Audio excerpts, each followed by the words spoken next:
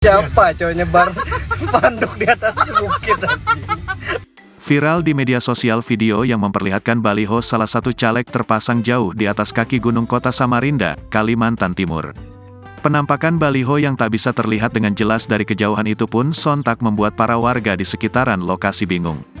Penampakan baliho caleg yang terpasang di atas gunung itu pun viral di TikTok usai diunggah oleh akun @ronaldskie pada Kamis, tanggal 11 Januari tahun 2024 lalu.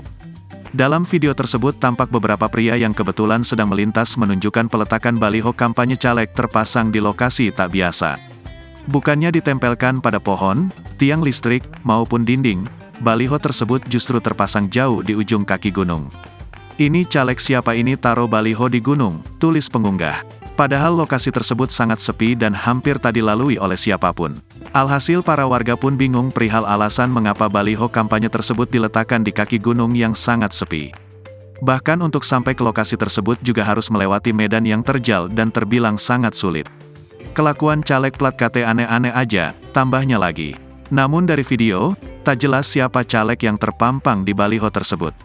Warganet yang melihat video itu pun turut dibuat bingung dengan maksud dari pemasangan baliho tersebut.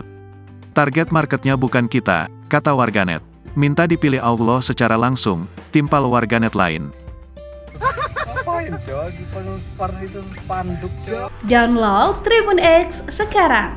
Menghadirkan lokal menjadi Indonesia.